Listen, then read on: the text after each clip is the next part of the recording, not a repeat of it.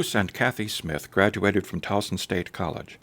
Bruce graduated in 1971 with a bachelor's degree in history and a minor in secondary education. Kathie Billingslea Smith graduated in 1973 with a bachelor's degree in elementary education. Mr. Smith and Mrs. Smith both taught in Howard County, Bruce for 38 years and Kathie for 30. These are their reflections. Mr. and Mrs. Smith, it's so nice of you to come and share with us your stories about your own teacher preparation and your subsequent careers in education. This will add a great deal to our understanding of teacher education at Towson University across time. And I think a good place to begin is in the beginning. So the first thing I would like to ask both of you is, could you give us a little sense of your early social context, where you grew up, what kinds of thoughts you were having about possible career choices as you went through high school? So, Kathie, okay. Bruce, whoever wants to start first. Okay. I grew up in Washington, D.C. And yes, I do pronounce it Washington, as do probably 95% of the people that grew up in D.C. And there's a long story about that as well, historically founded, concerning why people in D.C. pronounce it Washington. The state of Virginia was supposed to give a 10 by 10 piece of property for the nation's capital along with Maryland. And Virginia took their piece back. A lot of people don't know that historically. And so in a fit of pique, the people of Washington stole the R from Virginia and they put it in Washington. But I grew up in D.C. And lived there until about 8th grade and then moved out and went to Bowie High School. And all along, I assumed, growing up as I did, Roman Catholic and the oldest of a partially Irish Catholic family, that I was going to be a priest. But not sure whether I was going to be a diocesan priest or whether I was going to be a teaching priest, Jesuit or Christian Brothers or something like that. I was leaning in the direction of teaching. I liked the idea of working with young people. I had worked in playgrounds and so on with during my summer jobs, and worked in swimming pools teaching people to swim. And so I had plans on going to Catholic University.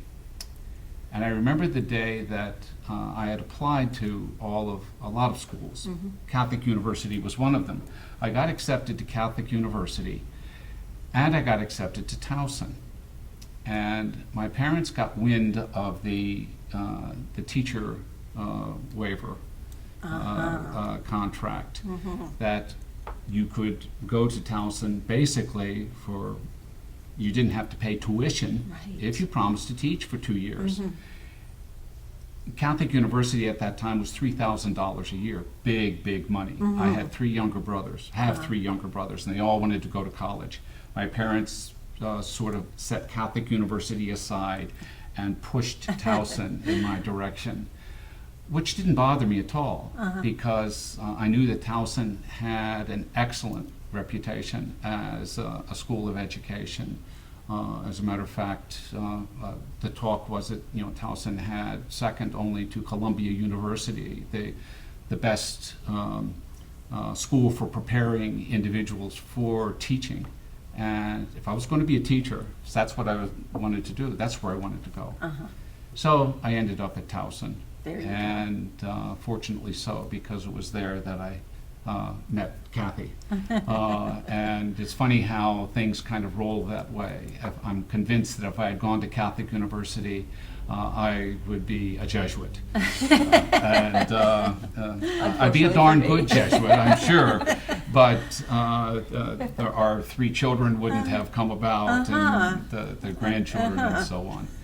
So then I came to Towson then in '67, bent upon being a biology major and with a history minor. I really enjoyed history. There was a American history teacher I had in high school, Mary Louise Mortlock, who is now retired and lives in Oklahoma. She's Interesting. a She must wonderful. be quite old by now. Yes, yes. As a matter of fact, I just found out that she fell and broke her hip, and I need to send a note off to her about that. But she was wonderful. Talked with a Texas drawl. Just told us all about the war of the Southern separation, which we discovered was the Civil War, actually. And the way she taught American history and the stories that she told made me want to stay interested in history as well. But I also like the idea of teaching young people about where things came from, where life came from, going into nature. I had this idea of gathering students up and going out into the back of the school and just exploring, which is kind of far and beyond most curricula I discovered. Indeed. But that's what then moved me to Towson, and then there were the next 4 years after that. Okay, well, hold those 4 years, and let's hear a little bit about Kathie's early years. I grew up in Westminster from the time I was 2 on up. My dad was in the military for a while. He was an officer in the Marines. And so before age 2, we lived in a number of places. And my mom was a preacher's kid from Baltimore City. And we ended up in Westminster, where my dad's family had lived for several generations. So I grew up there, went to Westminster High School, graduated in 1969. My parents were both educators. My dad stayed in the Marine Corps in the reserves, and he became an elementary school principal in Carroll County. Really? And my mom taught first grade and a couple other grades, but mostly first, for about 28 years. And so I grew up in schools. Of course. On weekends, my dad would take my 2 brothers and me to his school to help stamp books, and we just do little jobs for him. There was always work to be done, and we had the run of the school, which was great fun. And he would take us into the teacher's lounge and let us get a Coke, after we helped him work. But we could play in the gym or go in the music room. We all played the piano. We'd play the piano in the music room, and there would be one on the stage in the empty auditorium, and we'd go up there and play, and it just had a great time. So I grew up in schools, and my mom early on would have me come help her also in her classroom whenever I could. And so I just always knew I wanted to be a teacher. When I went to babysit families, I would take lesson plans to do with the kids. I'd have things planned to do that were fun, art activities, and special books to read that were timely with the the time of the year. So I just was always thinking in that direction. And I always wanted to come to Towson. And Bruce is right. Columbia and Towson on the East Coast were considered to be, the best places to become teacher educators. And so I came to Towson, also signed the teacher waiver. I was the last class that did that, I think, where you signed, promised to teach in Maryland for 2 years and went tuition free. I think you were. And my older brother was at University of Maryland. We pretty much had to go to state schools, with my parents being educators. So I came here to major in elementary education, and it was the beginning of a wonderful, wonderful time here. I met Bruce my first week here. He was a member of the Student Orientation Council, which I later was a member of. So he came early to campus to orient the freshmen. Yes. So the first time I saw Bruce was at a volleyball game, and he was just wearing shorts, actually. And I noticed him. And we began dating later that year. But okay. We had a wonderful time here at Towson. Yes, we did.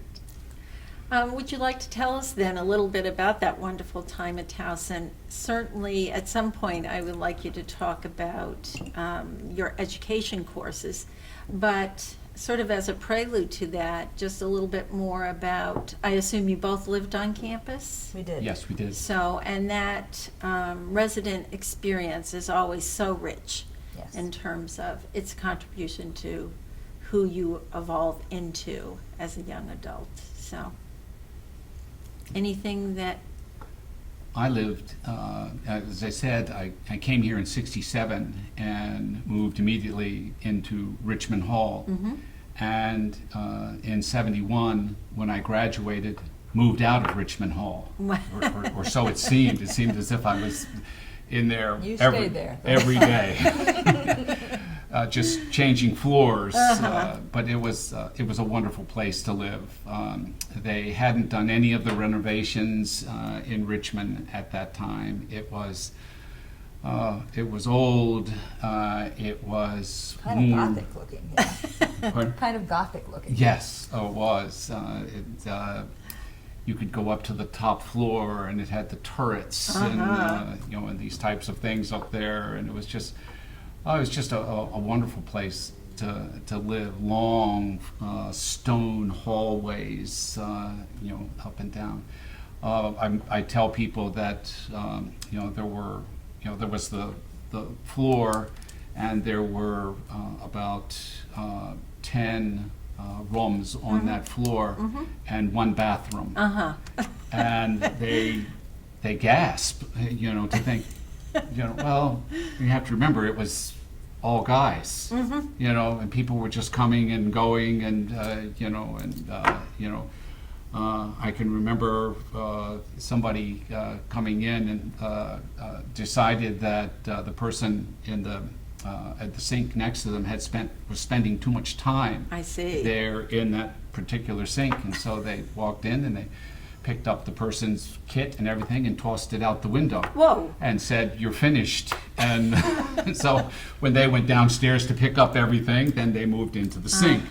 That Girls didn't do that. No, I'm sure that the girls didn't, but guys were a little more abrupt and upfront. But it was just a really warm place to live. It developed a lot of friendships that lasted for a long time. As a matter of fact, one of the closest friendships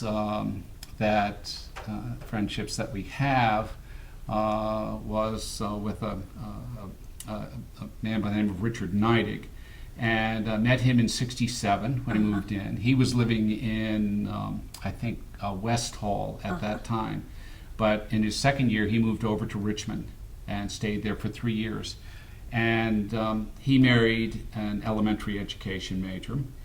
And Patty Curtin. Patty Curtin. And we have stayed friends since 1967. We're Wonderful. neighbors. We met and now we're neighbors. We've taught each other's kids, and our kids have grown up together, so yeah. Yes, their daughter went to the same college that our middle child went, and their youngest son went to the same college that our youngest went. So it was very, you got to know people very. Living on campus it was like a family. Yes. And Is not what that we it didn't was. have friends who were commuters. We did, but it was just a very close-knit group of people. I was in Prettyman Hall both years because we got married after my sophomore year. But I was in Prettyman both years, and things were very different for women in those days. Whenever I left my dorm, and this was only true for women, not for men, there was a sign-out card. And you went to the front desk, and I flipped to my page, and I could move my little slide thing to tell whether I was going to go to the library. There were options, library, class, or whatever, home. And if you were going someplace else, you had to write down, and when you left, where you were going, and when you were expected back. And we also had restricted hours. During the week, we had to be back in the dorm by 11, and weekends it was 1 o'clock, whereas the guys did not have curfew on the weekends. So it was very interesting. That was the times. It was. That was We must have been the more late mature. 60s, early I get 70s. Or something. Yes. Yeah. We both quickly became involved on campus. I started out being involved with College Union Board, and then Bruce was involved with the student government, and so I joined that and was a senator there, and he became the vice president, and I became the secretary. And we worked on campus and got to know Jim Fisher really well, worked with him. And our friend Rick Neidick, that Bruce mentioned, was the president of the SGA. I see. So, and another friend, Ron Diabro, was the treasurer. So we had, all these people lived on campus, and it was just a real wonderful community. Yes. And It was, what was interesting also was that in my freshman year, I was the first person in my freshman year on campus to end up at judicial board. I had gotten into a he was little, really a very And good how guy. did that happen? Before my a friend, very good friend of mine and I, we got into a water battle. I see. And we were, it started out with pitching cups of water at each other. I see. And what it turned into was I filled a trash can full of water and I leaned it against his door and I knocked on the door. And just as I knocked on the door, I looked down the hall and there was the resident assistant. Of course. Buck Jones was his name. Just a wonderful guy. I mean, if you're a freshman and you're moving into a place that is, you know, just unknown, Right. you know, away from home, this guy was fantastic. He just brought us all in. He made us feel comfortable, but he had rules. He said, you know, this is your house. It is. And he saw me lean that against that door, and he looked at me with his arms folded across his chest, and I picked up because he knew that if I knocked on the door, my friend was going to open up the door and it was going to fall in. I picked it up, and I walked up to Buck, and Buck had the judicial slip in his hand, and he handed it to me. Well, I was the first person I in see. the entire freshman class on campus There you go. to go to judicial board. The following year, in my sophomore year, I was elected to the presidency of the judicial board, and I served for Several years. for 2.5 years, Something like that. 3 years, as the president of judicial board. And so you can turn yourself around. Apparently so. You can, yes. But Kathie's right. One of the greatest things about that we found, I think, about being on campus was that you could get involved in so many things, from running for office in the judicial board or with SGA. I got involved with Circle K. Was very active in that organization on campus, and that you felt that not only did you live here and get an education at Towson, but you were also giving something back to Towson. And that was really a nice feeling. It got started right away, that feeling that you could become part of the whole, all of the workings at Towson. And that made us feel good. Were you also involved in, you were going to say something, Kathie. Go ahead. Were you also involved in sports at all? Yes, I got. You played a lot of sports. I played quite a few. I was my freshman year. I was involved with a soccer program. I played soccer, goalkeeper, and played.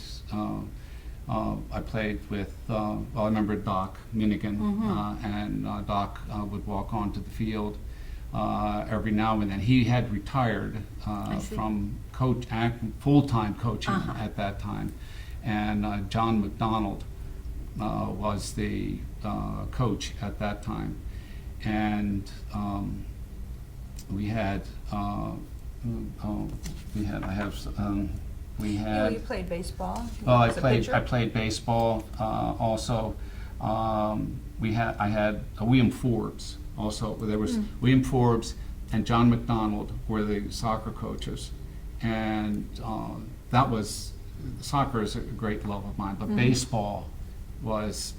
I often tell my son, my middle child, who also loves baseball and soccer also, that football.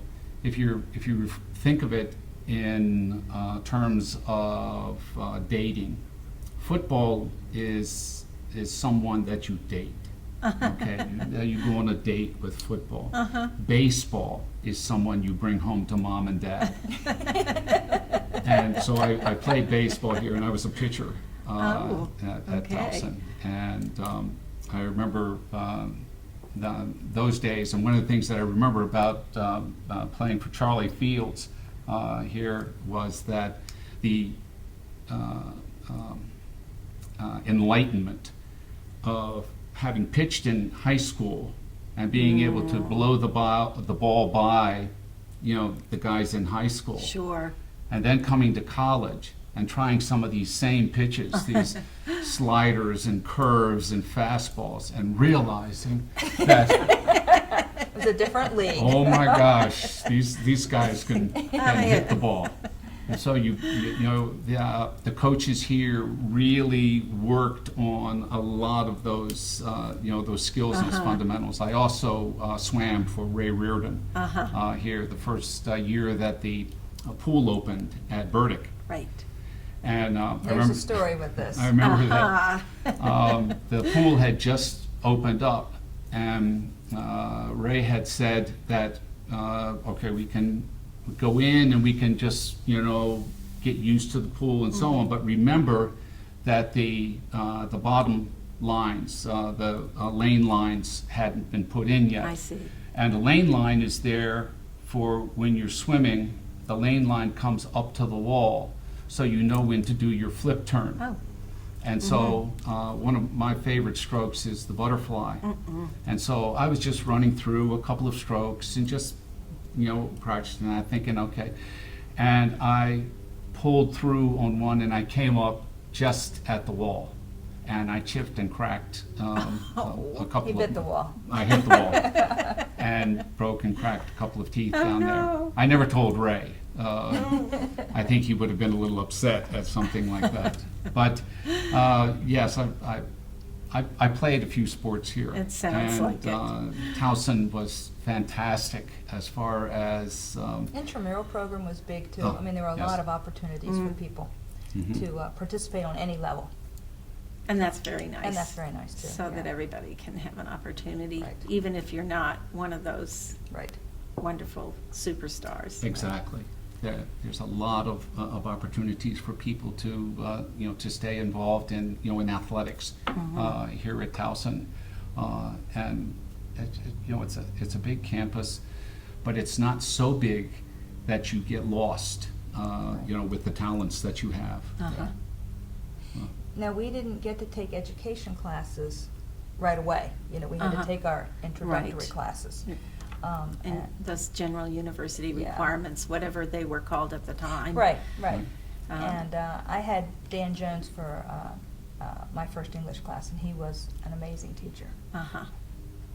And we have several people we're going to probably mention that we had that were pretty wonderful.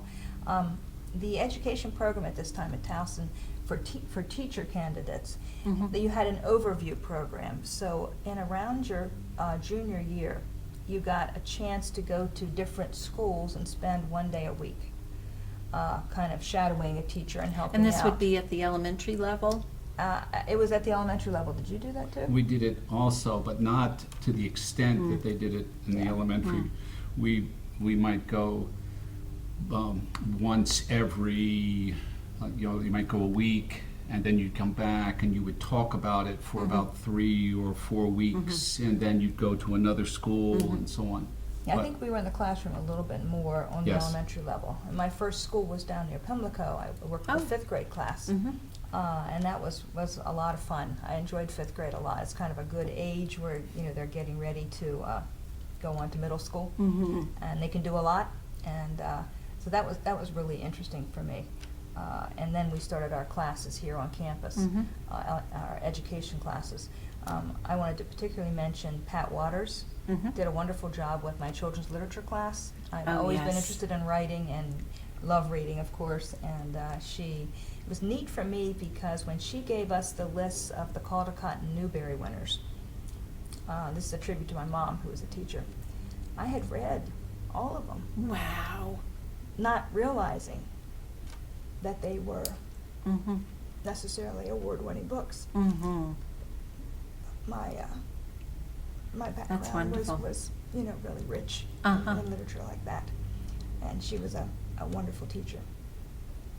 I also had somebody named Bonnie Blake, Mm-hmm. who there was a cohort of students. I don't remember what our group was called. There were like 15 of us that were elementary majors, and they tried something different where we all took certain classes together. Yes. And I forget what it was called. I think you're right. I think it is a cohort group. Yeah, and Bonnie Blake was in charge of ours, and she was wonderful. And we had developed a lot of relationships and support groups within that group of 15 Mm-hmm. or so kids. Mhm. And Claire Wazzo was one of my good friends in that group, and Tom Edelman was in there, and we took lots of classes together, and then a number of us student taught at some of the same places, but not all the same places. Uh-huh. But Bonnie Blake was wonderful. She had us to her house, and really was very approachable in terms of helping us feel part of a educational community. Yes. They do things in cohorts now. Mm-hmm. That was That's- new then, Mm, actually. oh, it was. Yeah. Absolutely. Yeah. Well, some of the, one of the things that I noticed, I think that though I knew I wanted to teach, I wanted to go into education of some sort, I was still walking that tightrope Mhm. when I got here. I still was contemplating St. Mary's Seminary, Mm-hmm. Towson, possibly for a base education, and then maybe over to St. Mary's. Uh-huh. I really hadn't dated much in high school, hadn't Right. gone out much, and so I was. Although you were king of the prom. I know. I sometimes wonder if And if senior that class, Uh, vice president, right? president. President, yeah, But that was political. You have to understand. Okay. And I sometimes wonder if being elected king of the prom wasn't sort of like being elected archbishop. Okay, well, he's celibate. So he must be okay or something like that. I think, I'm not sure. But so I was still, wondering about that, and I ran into some people in the administration side that were very, very helpful. Dean Haslip Uh-huh. from way back in '67, who I walked. What a nice man. I walked Stevens Hall up and down so many times with him, with papers in hand and course selection, guides in hand, wondering what do I take? Where do I go? What direction am I going? But probably one of the individuals that I can remember that probably was most helpful to me in making this decision was Dean Lemire. Uh-huh. And he was a little bit more gruff and such about it. He just said, well, do you really understand what it means to be in the priesthood? I think he understood the religious aspects of this. Do you really know what this is all about? Do you know what you're committing yourself to? Mm-hmm. And he said, on the other hand, you can date. Okay, you can go out with women. You can get married. You can have children. And I'm thinking, he has. He has a point. Yeah. Yes, he has a point. This was I don't know whether you knew Dean Lemire or Oh, I not. do. Yes, but cigar chomping. Absolutely. We called him Blood and Guts because we played football against him. I mean, you have to play football against Dean Lemire to understand why his nickname was Blood and Guts, and basketball. See, the because- campus was smaller then, and Oh, a lot much of the smaller. professors and we, Jim Fisher, the president, lived in Glen Esk, right behind my dorm, they were very visible and participated Right. in student activities, often Mhm. just extemporaneously. Uh-huh. And it was really, they were very approachable. Right, yes. So But we're at the point where you're thinking about a major. Yes, and Well, you were a biology major for a and while. I was in biology And, for a while because I still had, I think I still had this idea that biology meant, one day in the classroom and 4 days out in the field. I see. And you did take some neat trips down to Morehead City in North Carolina. Really? The biology department went down there, and you caught snakes and Oh, all I kinds did. of stuff. Yeah. And I still love that. I mean, I would still, He does. I mean, if, I don't know whether Dr. Erickson is still in the biology department here anymore. That was a long time ago, but it was his group that we went down to Morehead City, down to North Carolina, and we went out off the coast and we seined, we're going through this Getting all these samples net, to bring Sure. back. and we're picking up all these things that are moving and squirming, and that was to me, that was education. Uh-huh. Education was hands-on, was get out there and and do stuff, fortunately, I met in the education department. I met Dr. Margaret Kiley, and Dr. Kiley, I often refer to her as the John Wesley of the education department. John Wesley, as you know, is the one who said, "Get down off the pulpit and get into the street." And Started Methodism. Yeah. Right, Yeah. the founder of Methodism, and she was the She one was a who presence. said, theory is wonderful, theory is grand, and you need to study theory, but you've got to get out of the theory, and you've got to get out of the pulpit, and you've got to get down in there and get your hands dirty. You've got to do things with them. And that's so true. Yes. In education, so true. Absolutely. And You so- can go to sleep hearing theory. you know. Right. And so when I spoke with her, then I realized that maybe I don't necessarily have to be a biology major. Maybe I can do these things in history and social studies as well. And then I also ran into a class that I was taking in biology, which was, You won't say the professor. no, we'll just say that I was taking this class, and the final exam for the class was 75 pans, dissecting pans. Each of them contained a fish, Huh? Okay. and you This had to particular- identify the fish. This particular teacher 75 really liked, fish? he was an ichthyologist. He was an ichthyologist. But it was not a class just on fish. It was No. a class I on, see. I think, vertebrate biology. But it vertebrate was all fish. zoology. Zoology, yeah. And I thought, vertebrate zoology, we're going to study mammals, and we're going to study, all kinds of animals and so on. We ended up studying fish and fish and fish. And so the final like exam- fish, and I but- do. I love to fish. I like to fly fish. I love to fish. But it was and one has no idea what happens to a cut-lips minnow after it's spent 2.5 years in formaldehyde. They lose their color. They lose you know, I everything. see. They don't. So they don't even look like they really look. No, it So didn't. that exam was a turning point for you. Right, it was. It was. I passed the class, and I didn't do that poorly in the class, but I thought that's not the kind of teacher I want to be. And the kind of person that I want to be is, I had taken a survey course with Dr. Bloomberg in survey of world history, and he taught that course to 200 students in You know, the big lecture hall. a lecture hall. And he made world history, which is not one of my favorites. I'm an American historian. And he made world history come alive. He told stories And he got us involved in the War of the Roses and the Stuarts and the Tudors and all of these people. And I thought, if he can do that with 200 people, that's what I want to do.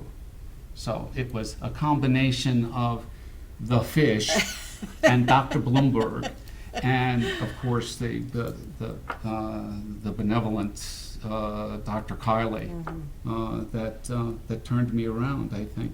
So he switched majors kind of midstream. Uh-huh. He ended up graduating with like 160 some credits. Oh, my heavens. Yes. Because he A lot. wanted to keep the bio minor, Uh-huh. but then he had to kind of catch up in history. Right, right. And had some wonderful history teachers. Oh. Now, did you manage to do this in 4 years? He Or did. Yes. Really? He did. And, there- and did all the things he did. There's Yeah. a reason that I managed to do that in 4 years, and I'm looking at her. I'm 2 years younger, and I met Yes. him the beginning of his junior year, but he was Uh-huh. just switching over to be a history major. Uh-huh. And I was fairly studious. I still am. Very studious. So yeah, we'd have a lot of study dates and Mhm. yeah. We would come here to Cook Library, Uh-huh. and they had the carols, Uh-huh. the study carols. In the back And we would bring our stuff, and that was a date. Mm-hmm. every night. We couldn't Study. afford much of anything else. Mm-hmm. So we would come to the carol, and we'd bring all of our books, and she would sit in one, and I would sit in the other, and we would start studying until they threw us out.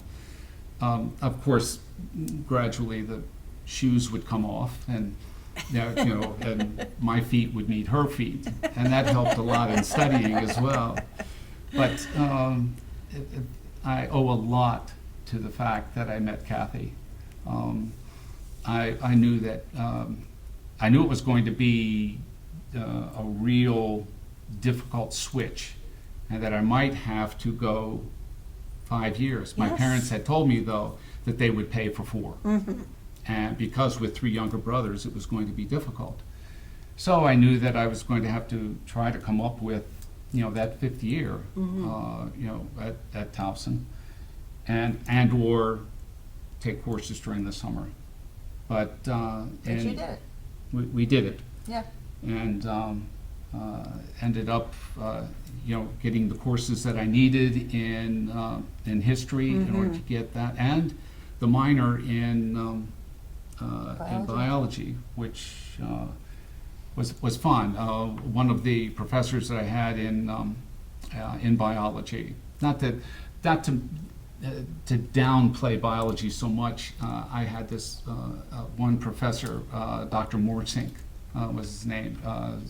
The students called him, his name was Fritz Morsink. And he was very hands-on. I loved him. He was the kind of person that I wanted the curricula to be for biology. He taught botany. And when the weather was nice, he would take us down into the Glen. And he was from Amsterdam. And we would be walking along and say, "Now this plant over here, this plant smells good. Okay, smells good. It don't taste so good. So don't eat this one. Okay, all right. This one's over here, don't smell so good. They taste good though. They're okay. You can eat these." And I thought, this is, this guy loves this. He loves what he's doing, and so. And to this day, Bruce can identify almost every tree, and he's very good with plants. Impressive. Yes. And I owe that to Dr. Morsink. The idea that you go in and look and feel and examine and smell and so on. We're passing this on to the grandchildren, but not too closely. Don't go into the woods and Eat and taste. Yeah, and taste. Right, we don't want them doing that. One of Bruce's favorite history teachers was Joe Cox, and we still keep in touch with him. He lives out in Oregon, and whenever he comes east, we go out to dinner with him. He's a friend. He and his wife are friends still after all these years. And he left here and went to Arizona and then up to Oregon, and so he's been kind of around. But some of the history professors that Bruce had have been very influential also. That they have been. They're, Fred Rivers was another one. I also had Fred Rivers for a class on women's studies, which I liked a lot. And Bruce had Fred Rivers for a couple classes, and then Fred's kids went to the high school that Bruce taught at, so he taught Fred's kids. And we still keep in touch with Natalie. She's in France now. We still keep in touch with her on Facebook. yes. So, So while I was teaching, Natalie is the oldest, and she came into my class and she started the class, and I said, "Oh, Natalie, I know your father. As a matter of fact, he was my advisor in social studies in the history program when I was at Towson." She said, "How do you know my father?" I said, "I know your father. Don't tell me that I don't know your father." She went, "You know my father." he was from New Jersey, He I was believe, from New right? Jersey, Yeah. yes. Yeah. And so it was. But the professors on campus were of such a high quality.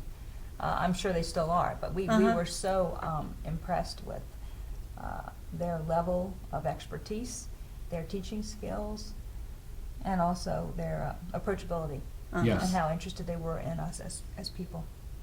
Yeah, So, they really did not only want to teach us what they knew, they wanted to teach us the techniques of teaching what they knew.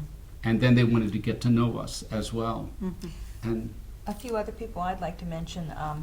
I had Dean Essinger for history, and I didn't take a lot of history classes because that wasn't my emphasis, but he was very engaging, very learned, but he made history come alive. Also, I took a PE class with Mary Roach called Coach Roach, and she because I was an elementary ed major, they wanted us to have a little bit of everything in our PE class because there were still school systems where teachers had to kind of teach physical education. It's not like now where there's dedicated physical education teachers. Anyway, so we had dance units, we had a gymnastics unit. And I still remember in a gymnastics unit we were learning how to vault. And she was spotting us. Okay, well, it was a side vault. You had to run and jump on that little board, springboard, and then we weren't flipping over, but we were supposed to jump on the springboard, put our hands on the vault and do a side vault. I see. And she was spotting us because, we all weren't gymnasts. And the first time I did it, I accidentally kicked her going over. And of course, I was very apologetic. She was, it's okay. Second time, we had to keep getting in line. You kept taking your turn. And I came around and did my second vault, and I kicked her again. I don't know how this was happening. And I felt terrible. And she handled it beautifully. But when I came around for my third turn, she said, "You can pass this time." So I got a lot. But she was very, just fun. And wanted to make sure we knew how to keep young kids engaged and interested and active because that promotes learning in so many ways. Absolutely. Yeah. We got married after my sophomore year. He had graduated. And there's a story about finding jobs, which we'll get to in a minute. But my experience on campus changed when we got married because we went to live in the apartments right behind the Fine Arts Building and right next to St. Joseph's Hospital. We lived in they were called Valley View Apartments then, and we were in the very last one, 7700 Greenview Terrace. And of course, my kind of position on campus changed. I left the dorms, and we were. He was teaching in Baltimore City. We'll probably get to that in a minute. But we were pretty poor, because we were young. I had just turned 20, and I never thought I'd get married young like that. But it was the right. He was the right person. So, anyway, my parents, kind as they were, had said, if you get married, you're independent. And of course, I still had the pledge covering my tuition, but we had to pay for student fees and books and things like that. So I went to work on campus my last 2 years, my junior and senior year. I worked in the health department, not the medical health department, but the the academic health department. And I had Clint Bruce as one of my teachers, and he hired me to work in the department, and he was wonderful. He was a great teacher. And Neil Gallagher and Jack Osmond, you know, I worked for all of them, and Mary Jane McMahon. I worked there for 2 years as a student secretary, and helped out in the phys ed office a little bit too. I helped them actually with their writing. Some of the coaches weren't interested in writing, so I would help with that. And it was a really good experience to be able to have a job on campus like that. Yes. And to help supplement our income, you know. And I would go to classes, and then I could work my schedule on campus, working in the health department around my classes. So that was perfect. And that was very busy. I was busy, yeah, yeah, Yes. it was. I took 20 credits one semester. Oh. Yeah, it was busy. But you know, we were very happy living up there. And Yes. but I'm We jumping look- ahead a little bit. You know, we Yeah. haven't talked about student teaching and things like that. Well, I would love to hear about your student teaching experience. You told me a little bit about going into schools before then. The overview program, yeah. Right, but how was student teaching? Where did you do that? How were you feeling about your choice of becoming a teacher? I think that I sort of was envious of Kathie when she spoke about the overview program that, you know, after, you know, hearing about hers, when she went into that, where she was going in, you know, about once a week or so into classes, because I knew that the overview program in secondary was not that extensive. Right. You know, we went, I know we went, as part of this overview program, we went into one school down in Baltimore City. We spent a week, you know, daily going down there. We went to a school in Baltimore County, and then we went to a school in, might have been Anne Arundel County. We went to 3 schools. It was all that we visited during the time of that overview program, and that was nice. And we did go into, one of them was a junior high school, and one of them was 2 junior high schools and a high school. And we got an opportunity to see what, you know, teaching might be like. We did shadow teachers in social studies, and that was interesting. But I got the feeling that when I was then thrown into Johnny Cake Junior High School for my student teaching in my senior year, that I was literally thrown into it. Because it was, you know, open up the doors to Johnny Cake. Here's your, you know, your group of, you know, 7th graders, and, you know, basically you're going to teach them, you know, history. Okay. Well, your teacher your cooperating teacher gave you a lot of independence. Yes. Which, Quite a bit. which was more so than most probably gave their student teachers, but Yes. but you thrived with that. It was. makes you step up to the plate and It does. start doing it. I did. I'm not sure whether a lot of people would, but I think by the time I got to my senior year, and, you know, ready to start student teaching, that I really knew that this was my calling. This was what I want to do for the rest of my life. Okay, and I'm going to make this student teaching work for, you know, for these next, you know, 16 weeks. This is I'm going to make this a good program. I'm going to enjoy this. You know, we're going to make it as enjoyable for the kids as I possibly can. And we're going to come up with this, you know, the lessons are going to be, you know, as exciting as I can make them. And we'll see what kind of help I can get from anybody else. And I did get help from Dr. Kiley. She was very, very helpful. Dr. Willis was extremely helpful as far as Very wise man. oh my gosh, the talent that he has in pulling material from, A, B, C, and D, and pulling it together to make, a lesson plan was, he amazed me. And so I did that. But I also found that living in the dorm, there were a bunch of us that were student teaching. Okay. And so we would gather down in the parlor, and we would all sit around and we'd talk about, what did this kid do? What did that kid do? How did you handle this? What are you going to do about, this lesson? You're going to be teaching the, Battle of Antietam.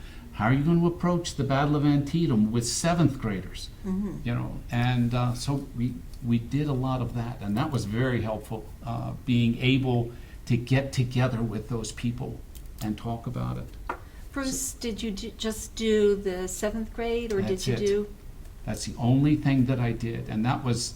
That's interesting. I talked with people during spring break. I spoke with people who were going to other schools, and they said, "Oh, well, I'm doing junior high school for for 8 weeks, and then I'm going to go to a high school for 8 weeks." I thought, "Oh, that's wonderful," and I wondered why we weren't doing that, but it seemed like you're kind of locked into this, all right, and that's They changed that down the road. Yes, it Gave you did. 2 distinct Uh-huh. grade levels or experiences. That changed did. down the road, but at that time it wasn't like that. Right, and so I got that. But what it did was it made me focus more intently upon trying to get a job in high school. He discovered that middle school was not his first choice. No. Middle school students are wonderful. They want to learn, but they also have so much else that's going on in their lives, and You can feel the hormones pulsing. it is. And I thought I think that you probably need people with 5 years, 6 years experience that go into junior high school. Those are the ones that need to start off in junior high school, and not a new teacher. But you did very well with those kids. We did fine, and the experience turned out very nicely, and then we moved on from there. And we'll talk about how we moved on from there in a little bit.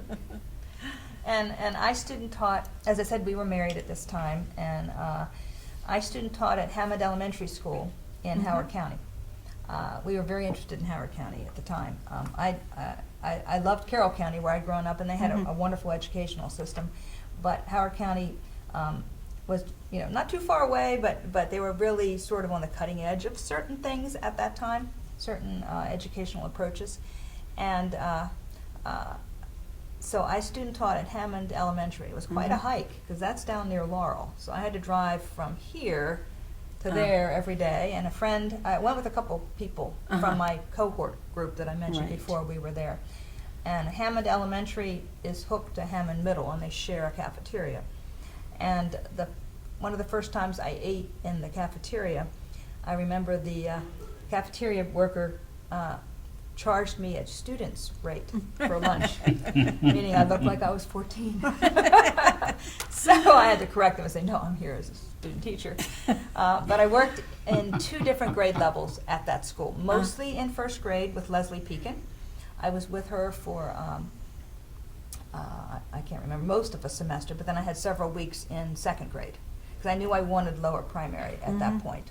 I really liked the 5th grade overview experience, but I wanted lower primary. So I did do some second grade work also.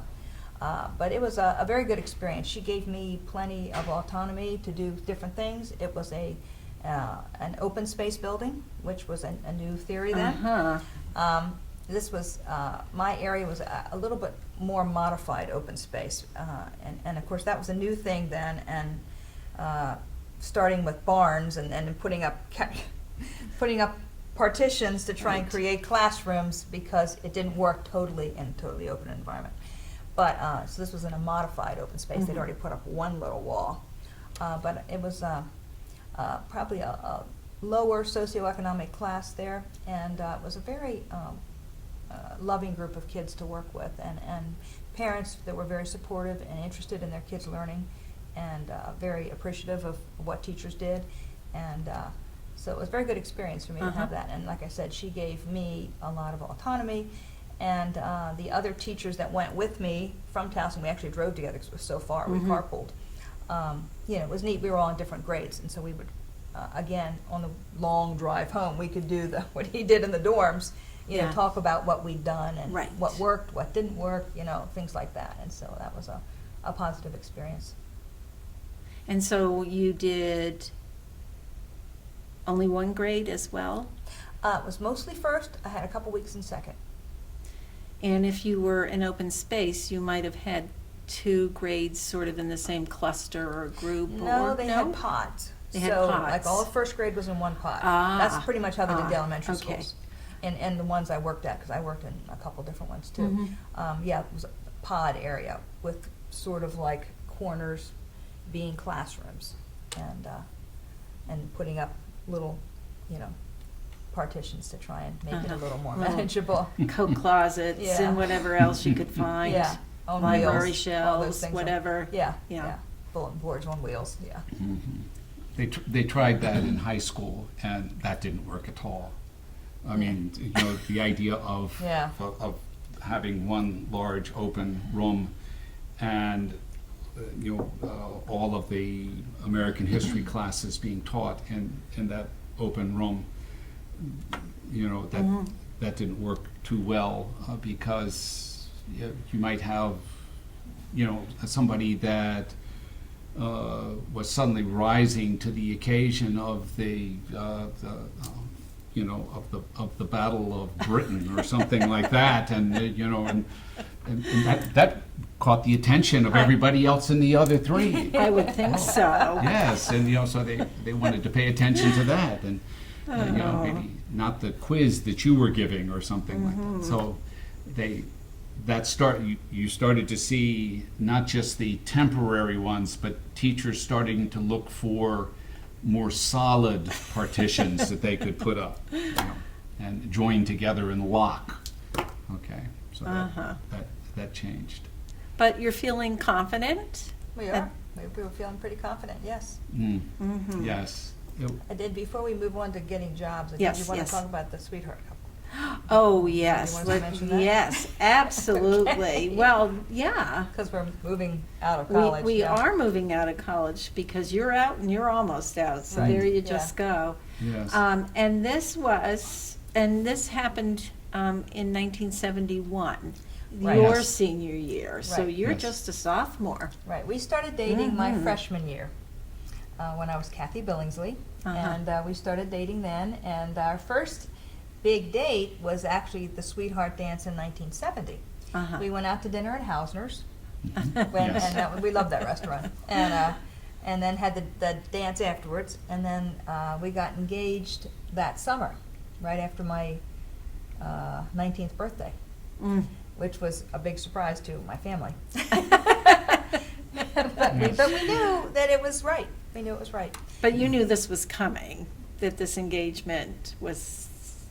It was pretty evident from the beginning. We kind of knew, yeah. That We had talked about it Oh, yeah. Oh, yeah. as we got to know each other in the end, towards the end of my junior year here at Towson. We really got to know each other living on campus, and as we said before, meeting you know, to go to the carols to study, going to basketball games, which were free. Yeah. And we worked them as SGA people. We Yes. sold refreshments at those to help raise money. Yes, I mean, we got to know each other, you know, very well, and so we talked a lot about, well, you know, here we are living on campus, and we're, you know, pretty close to each other.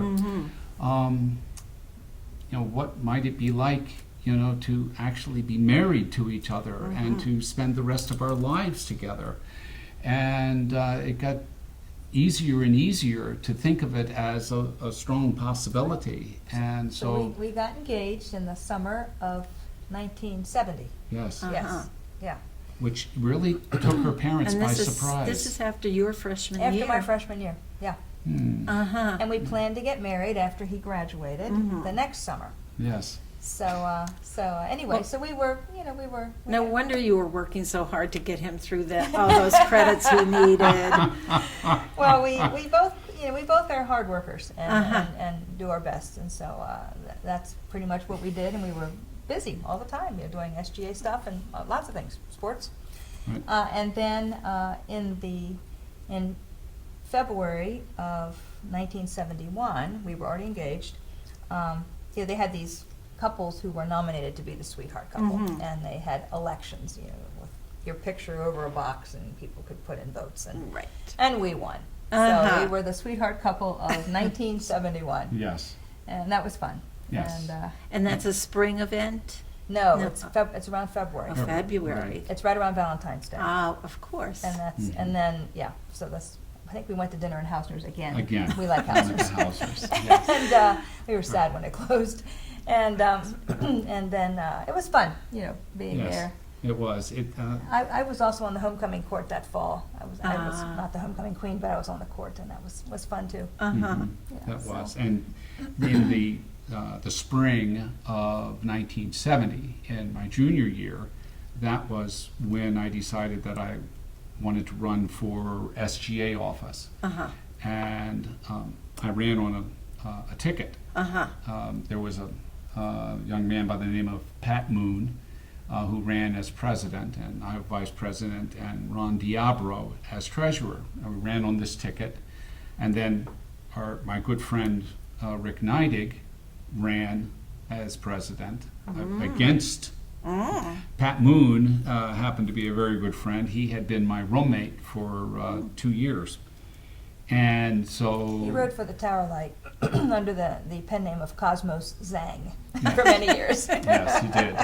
He was very talented. He was Yeah. also, in that year, 1971, he participated in the British debate with Ron Diabro. Ron and Pat Moon were in that British debate, and I went to that, and that was very enlightening. They were very They were very good.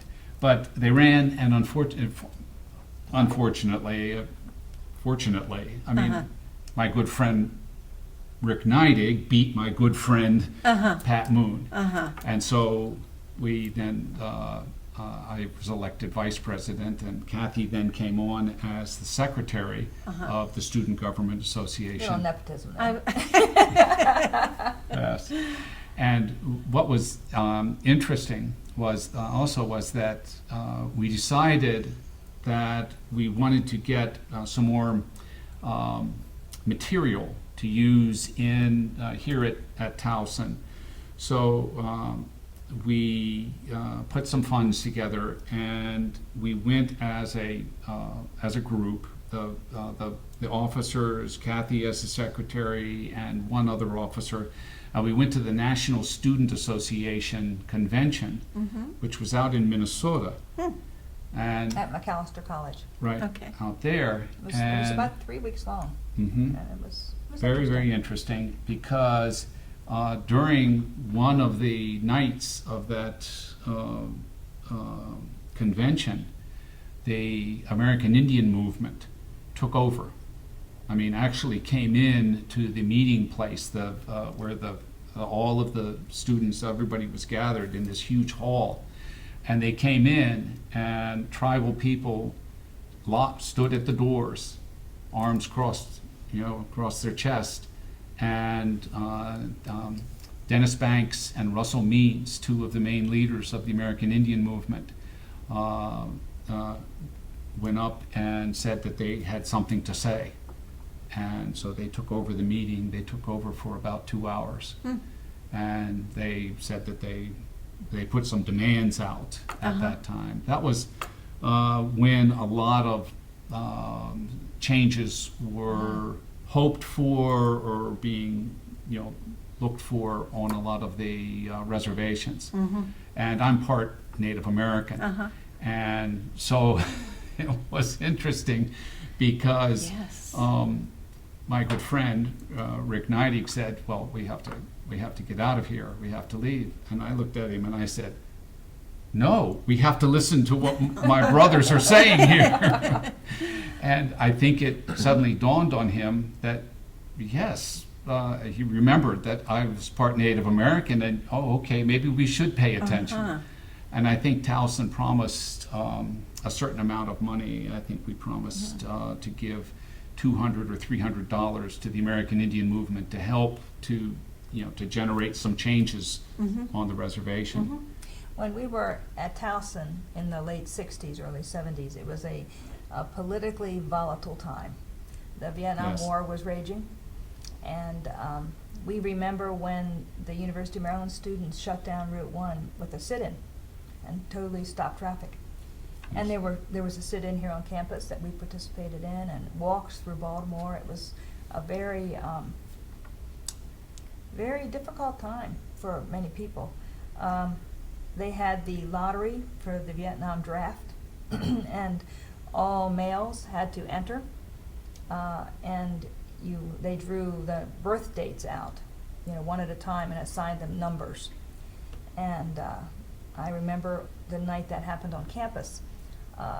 Everybody pretty much in the dorms had put $1 in a pot, so that the first birthday that was drawn out would get that money. And yes, luckily, Bruce's number was 269. 269. Still remember that. And But his, because if he'd had a lower number, we would probably have gone to Canada. we felt Yeah. very strongly about But that wasn't what's going where we on. needed to be.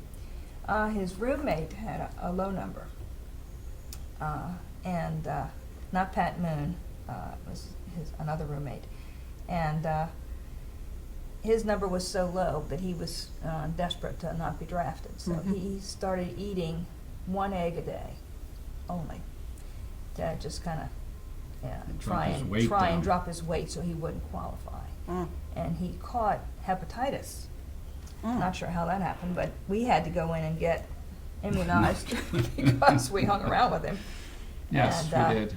So Yeah, it was a very scary time. I'm sure you might remember that I do. from Yes. when you were in school. it So, was your time also, Yeah, and we had friends that went, and friends that died over there.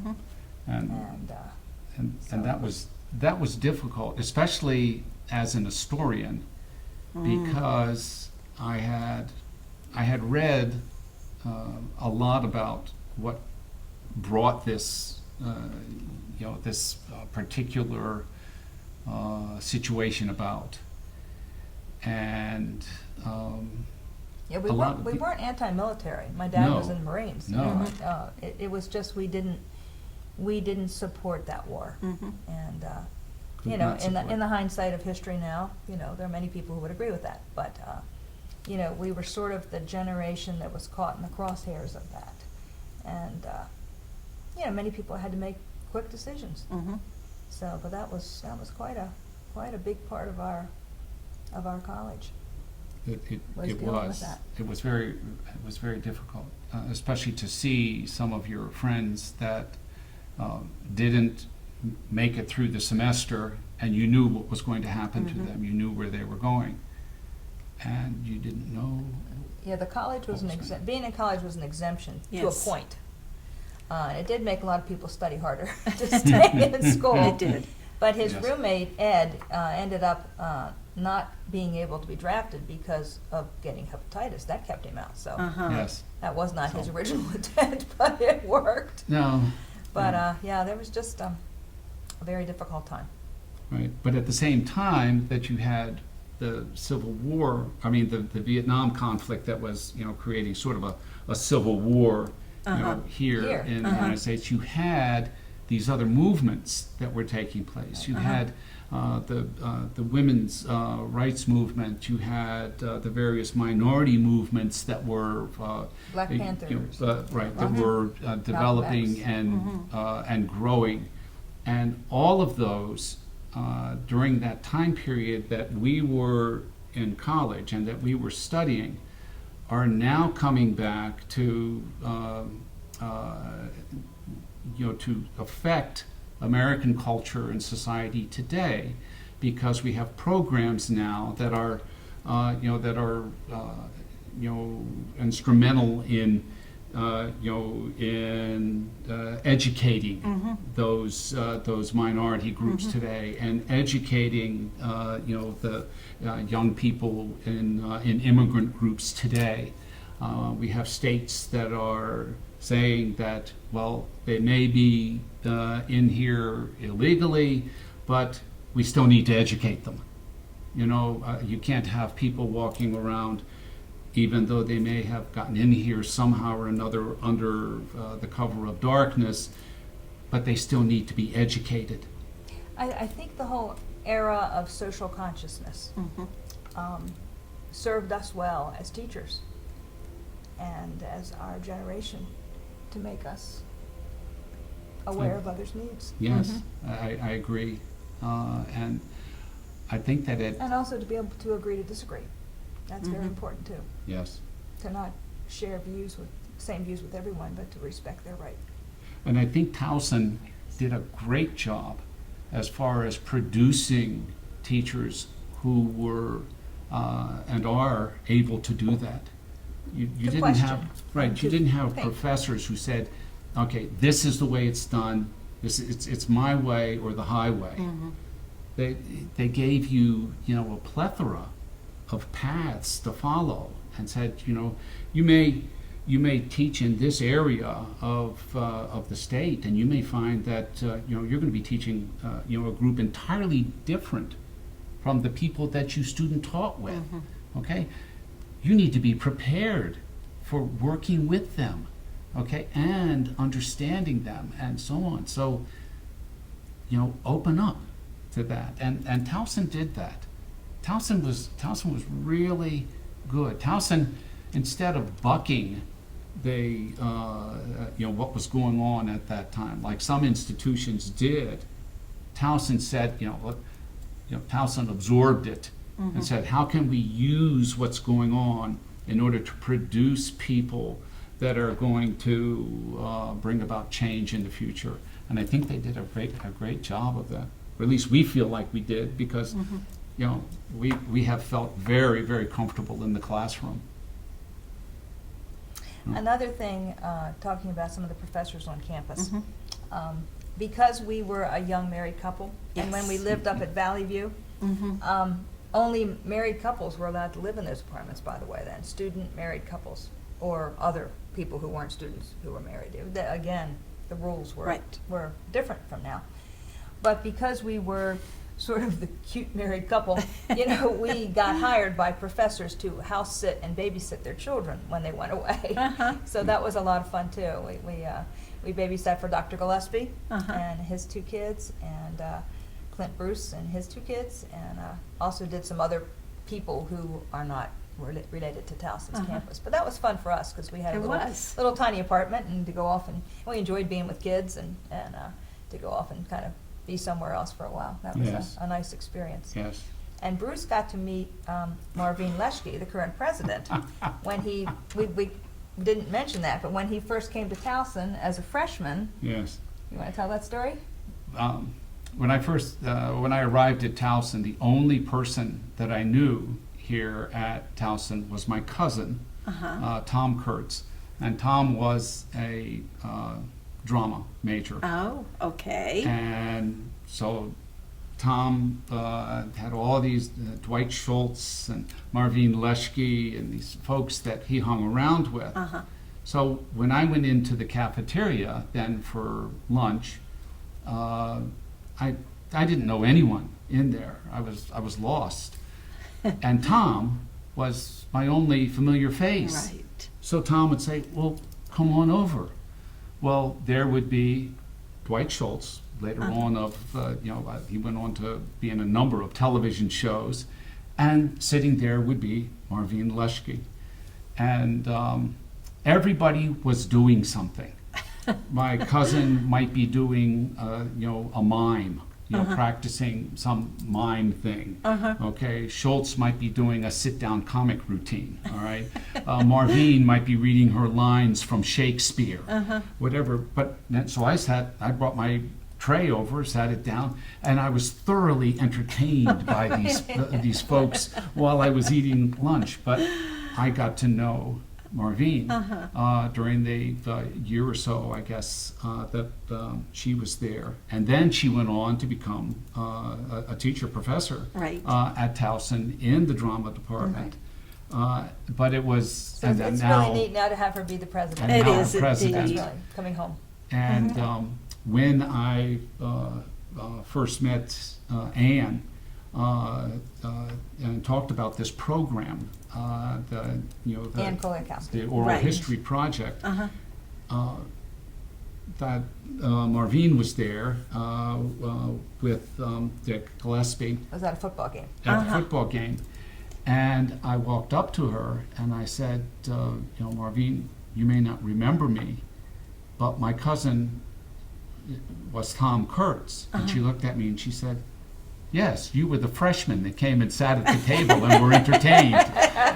And I was just, so taken that, and she said, yes, you were the only one that didn't do anything. I thought, oh my. But it was just nice to, it's nice to see her back again. Yes.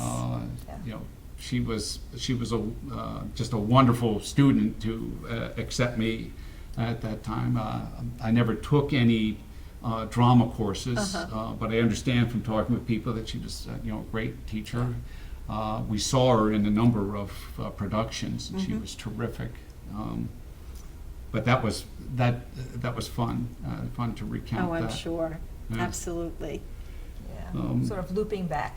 Yes. That happens a lot in Indeed. life. Mhm. It does. Yes. Now, It's amazing.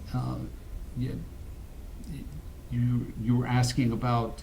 Well, I'm moving on and Ah. want to know about those first teaching experiences and how Mhm. you felt going in, and maybe after your first year, what were you thinking? Was I out of my mind, or was this a good choice, or what was Mhm. going on in your head at that point? Well, as Kathie has mentioned, I'm 2 years older Mhm. than Kathie, so I got a teaching job. But I had applied in the state in social studies and was turned down by just about every system in the state. In They weren't hiring English and social studies people then, which is sort of why I was the last class to get the tuition waiver. They had needed teachers, and then all of a sudden Right. they Yes. didn't in certain areas. there was just a glut of teachers that were out there, and they couldn't place them. Right. So- He was working construction in the summer, building schools. Actually, I did. Building schools in Howard County. Right. I worked on Wild Lake High School, Appleton, The old and one, Mount Hebron. which has since been torn down. Right, and which is interesting as well, because I ended up teaching at Mount Hebron, but that's another story. So we got married in August of '71, and at that time I still didn't have a teaching job. But we weren't worried. We No. we just weren't worried. He was working construction. We thought, it'll happen. My father, who had been a police officer for 25 years, had suggested the idea of police work, but had suggested thinking about the state police first, and then maybe Howard County or Baltimore County or something like that, second, third, but to try to stay out of the cities if I could. And we're not sure that was what we wanted to do. I love heights. I love climbing. So they were building the Second Bay Bridge at that time. And they were Kathie- advertising for workers to work on that. I would not let him do that, Kathie even though said he that- likes heights. Yeah, she didn't think that was a good idea. So we went on our honeymoon anyway. And we We often bet food when we make bets, Right. because that And way you get the food and share it, so So everyone we wins. were I making see. a shot of a trash can shot, and I said, "Okay, donuts on this one." Uh-huh. And so I don't know whether I made the shot or I missed it or whatever, but anyhow, the payment was donuts. Uh-huh. So we We got had home. just gotten back from our honeymoon Yes. that day. And we thought, well, I need to pay up on this bet. You do? I won. Yes, Yeah. she won, of course.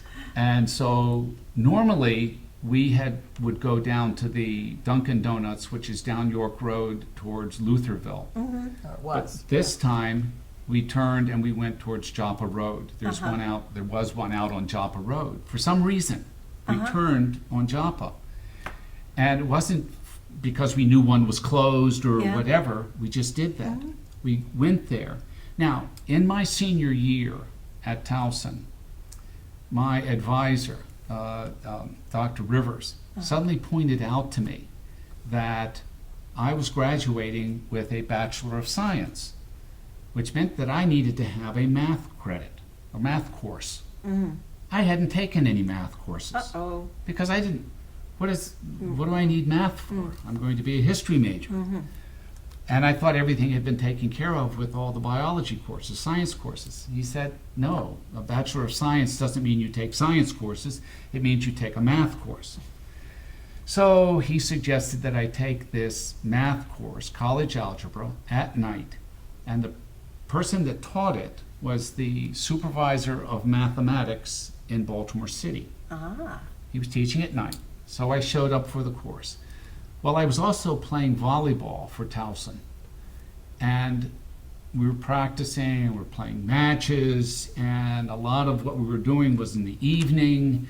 And so I went to this professor and I explained the whole situation to him, to the individual from Baltimore City. And you had taken a lot of math in high school, too. I did. I had gone as far as trig and a lit. And he said, just show up for the tests. And I did. And I got an A in the course. Got the credits. And it was nice he let you do that. Yes. And it was very nice of him to do that.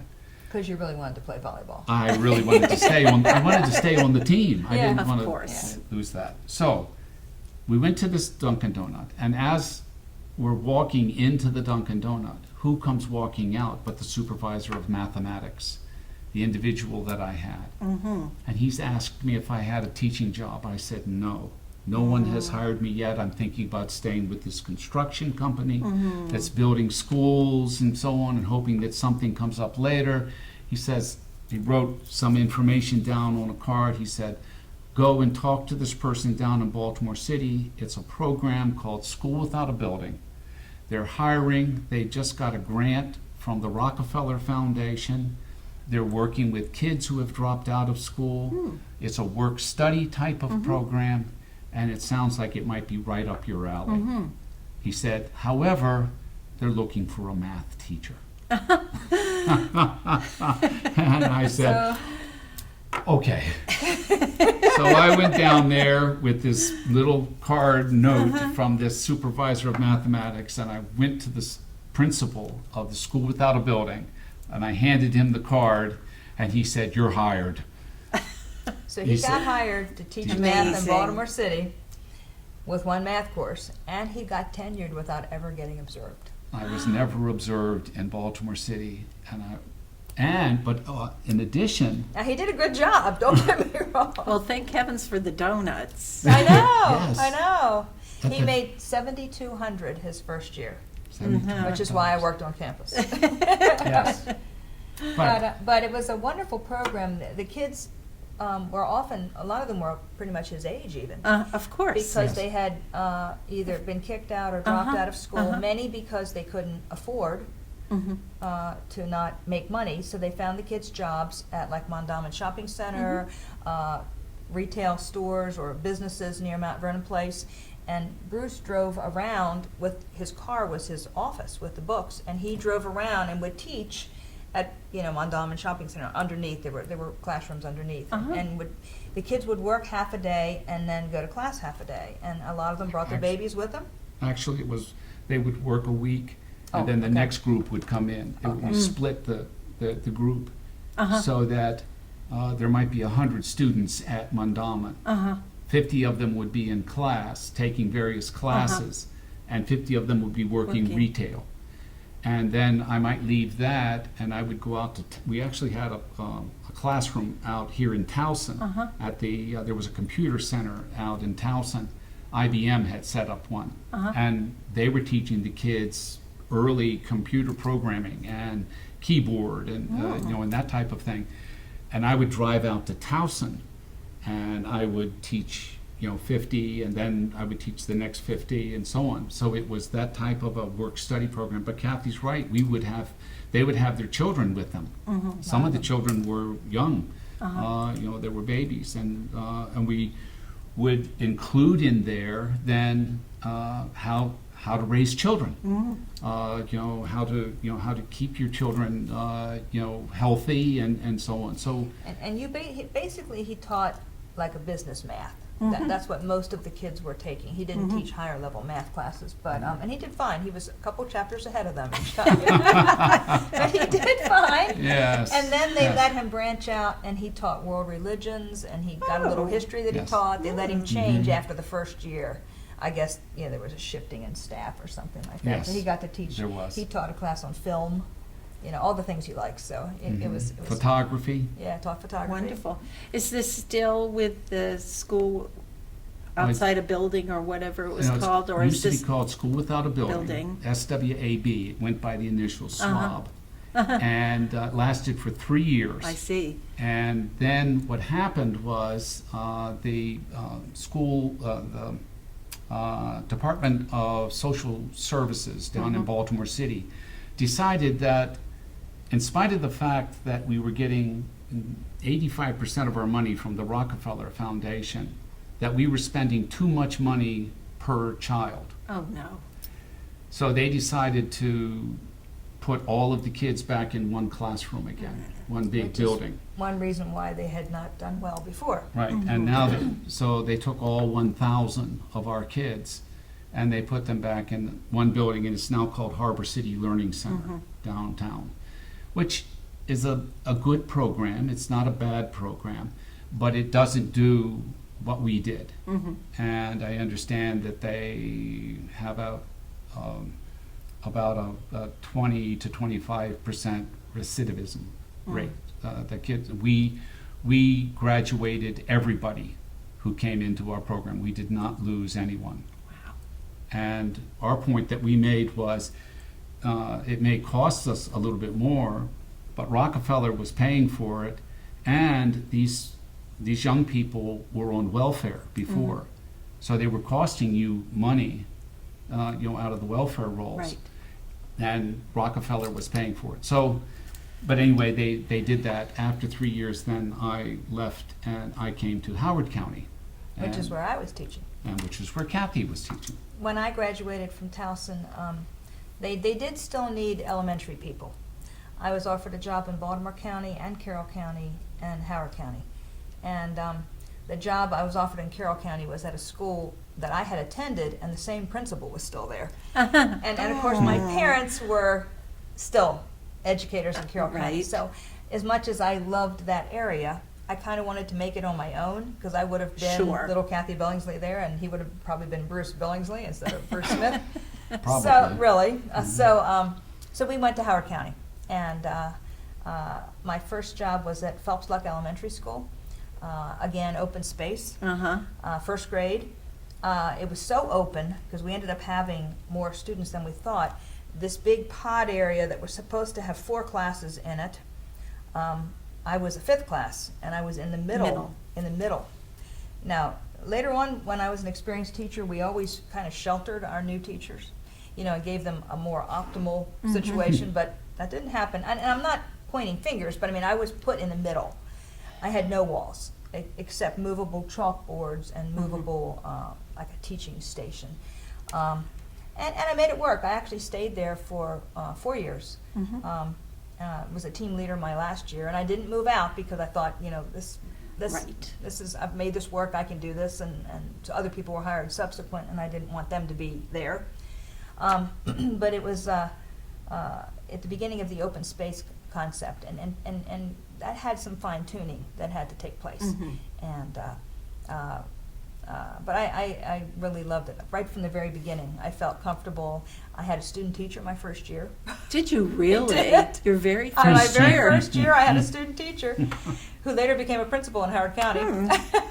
But anyway, it was because we were affiliated with Towson, Right. with student teacher program. But anyway, I just felt comfortable. I was just glad to get my own kids. You know, I was really ready. You know, really ready to do that, and had a really good experience all 4 years. And then he came after I had taught there 1 year. Is when Bruce switched to Howard County when that program changed. And they were happy to get a husband-wife, team in the Yes. county also. Yes. And I taught there 4 years, and then got pregnant with our first son, and so I ended up going off on maternity leave, and I took 9 years out. They gave you 5 years maternity leave then, which was Wow. pretty generous. It certainly was. Now it's free. It's still pretty generous, meaning they have to find you a job when you come back. It doesn't have to be your original job. Right. But so I took the 5 years off, and we just had our third child by then. So I decided to resign and stayed out 4 more years and went back when our youngest, our daughter, was 4 years old. Mm-hmm. So that's the beginning of my teaching career. And then he came to When Howard I came County. to Howard County, and the reason I mentioned Mount Hebron as one of the schools I worked on in the construction company was that was the first school in Howard County that I taught. After I left Baltimore City, I came, and what I built with the construction company was this auditorium that attached itself onto Mount Hebron High School, and that's where I taught. They were so crowded, his classroom was in a corner of the auditorium. Oh, isn't Right. that funny? It was overcrowded, and so Yeah. I was there, and I watched this crack work its way down the brick, the block, and I thought, I helped put that up. We didn't do a very good job there because it's starting to come apart anyway. But that's where I worked there for 3 years. I see. And when he first got interviewed by the principal of that school, Yes. J.R. McCrum, Bruce shows up for the interview, and the first question he said was, "What can you coach?" Oh, all right. What are your sports? And luckily, he hit the jackpot. He could coach a lot of things. Yes. So he worked as a coach also and as a teacher. Yes. And, And also the and he was department history. chair History. of the social studies department was there, and he asked, what is your philosophy concerning teaching, and how do you feel about the American history program, and and this type of thing. So he asked some education questions, but it was it kind of took me back. What can you coach? What what kinds of things can you do in the extracurricular areas?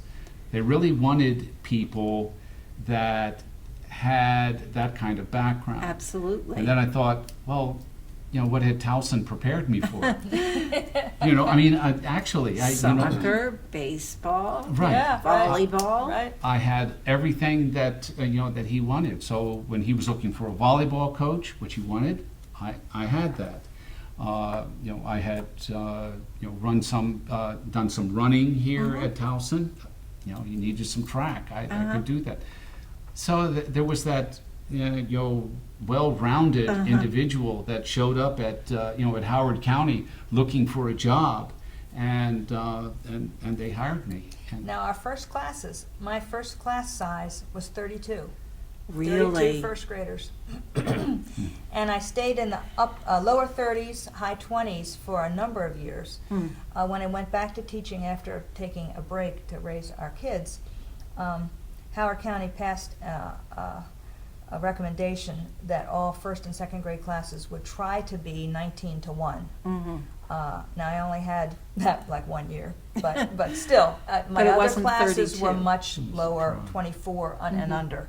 My final class that I taught in my 30th year had 18 kids in it, which is the only year I had below 19, actually. But to go from 32 Yes. to 18, huge difference, especially at that I'm level sure. when they're so needy, and they can't work independently very well. Right. And his first class, they ended up giving, at Hebron, they ended up giving him just a lot of special needs kids because they figured he'd come from the city and that he could handle that, which he did. But you had 2 blind kids in your class, and you had yes, and you had like 12 kids with IEPs, and I mean, Right. just a lot of, And that was an interesting was assumption. interesting, yeah. Because the other assumption that they had made was they had one African-American social studies teacher who had transferred over to Oakland Mills High School. And so here I was, the teacher out of Baltimore City. They had 2 sections of Black Studies at Mount Hebron. So who taught the Black Studies class? Me. The teacher from Baltimore The City. teacher from Baltimore City, okay? Because you taught in Baltimore City, because, so, and I was, so I did, and that was an interesting experience for me. But I got to know a lot of great people that from the Ellicott City area of Howard County, which, you know, some friendships have, you know, lasted, you know, a lifetime with me. But it's interesting the assumptions that are made many times when you come from one system to another system, as far as, you know, what you bring, what's the baggage that you bring in there.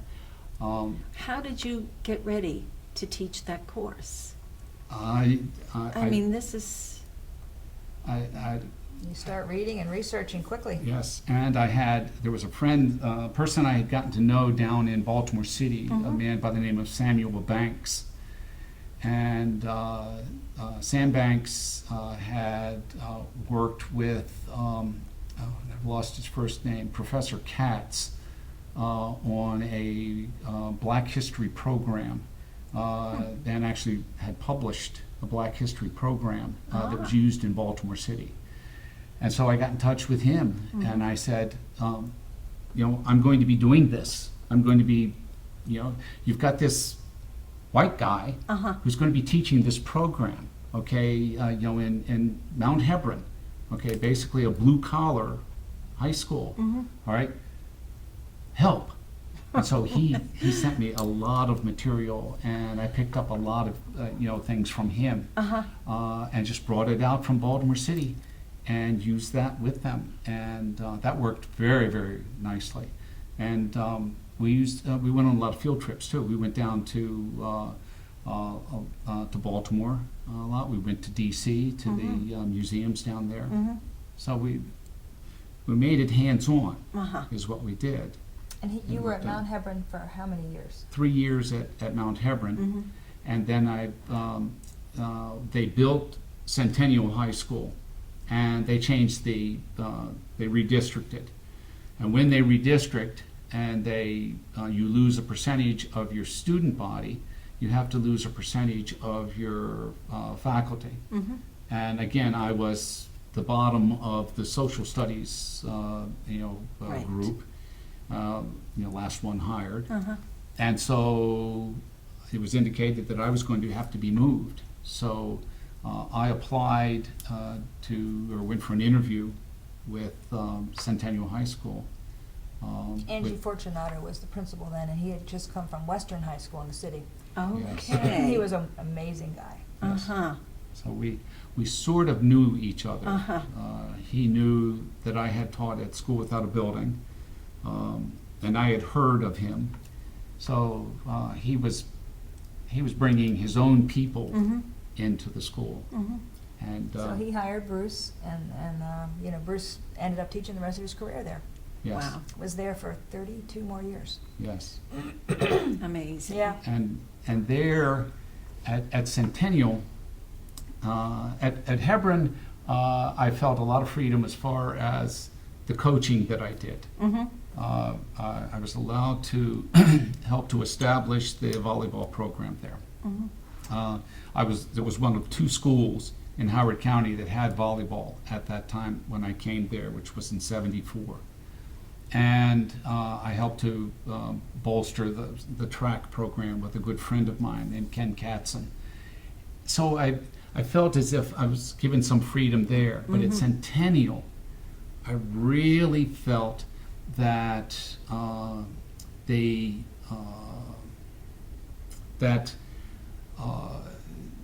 you know, It was the like a social, new freedom with a right, new the school social- starting like that. You know? social, cultural developments that had taken place in those 60s and 70s here at Towson. Suddenly, I was allowed to, you know, to develop those. I developed a human relations club at Centennial that went on for 25 years at Centennial, and it was the longest lasting human relations group in the county, in the state. I was the first to put together a gay-straight alliance program in any of the high schools in the county. We And how did resurrected. that come to be, pass? Students came to me and they said, We need to have a voice. yeah, and we think that you're where we want to meet. They said we need a classroom where we can feel comfortable to go, to talk, to meet, and we want not only just us, the gay students, to be able to come in here and talk to you about what's going on, but we want our straight students, our straight friends, to be able to come in and talk to us about how they feel and the issues that they're running into as well. So we did it.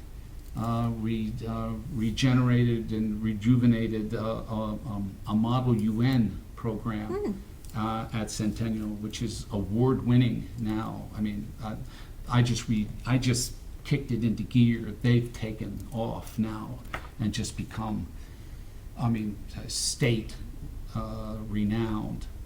So I felt like at Centennial, I'm going to be allowed to teach what I want to teach. Along with a friend of mine in the English department, we built the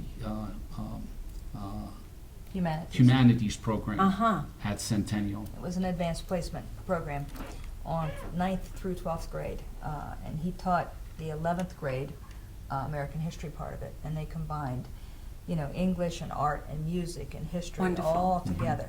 Yes. They wrote that program, and it was wonderful. Our daughter went through that program with him. And I, along with a friend of mine at Hebron, we wrote the Native American Studies course that was used in Howard County, and a course that I taught at It was a Centennial. very popular elective. I would think so. And our sons, both our Absolutely. sons took that class with him. He Yes. taught all three of our kids.